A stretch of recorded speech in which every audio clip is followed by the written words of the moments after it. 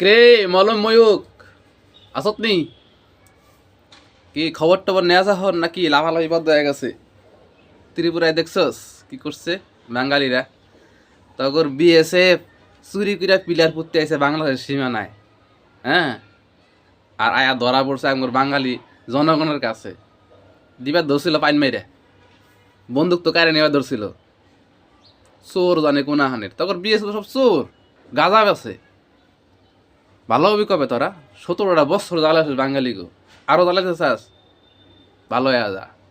আর তোরা এক কাজ করবি, যদি যুদ্ধ করতে চাস বাংলাদেশে সরাসরি যুদ্ধ করতে পাবি না।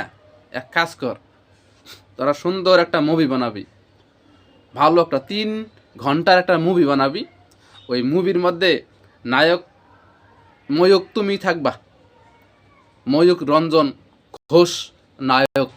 তুমি কল্পনা করবা, কল্পনার মধ্যে ছবির মধ্যে বম টম ফুটাইয়া হিট কইরা মনে করো বাংলাদেশের উড়োদুরা করে আলাবা। আর স্বপ্ন করতে পারো বিছনার মধ্যে খেতায় মেতা সব আউলে আলাবা, স্বপ্ন স্বপ্ন দেখিয়া কল্পনা করবা। তো কল্পনা তো তোমরা ভালো পারো, ছবির মধ্যে খুব ভালো পারো, ছবির মধ্যে সেই হিট করে ফেলাও, এক দেশে তুমি উড়া দিতে পারো। বাস্তবে কিন্তু তোমরা বিলাই, বুঝছো? বাঘের বাপ লিও না, বাঘের পাট লিও না, বিলাই বিলাইয়ের মতো থাকো। 17 বছর ফাঁকা মাঠে গোল দিছ, বুঝছো?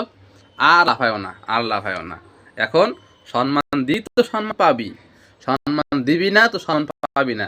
বাংলায় তোদের দাদাগিরি আর চলতে দেওয়া যাবে না, যাবে না।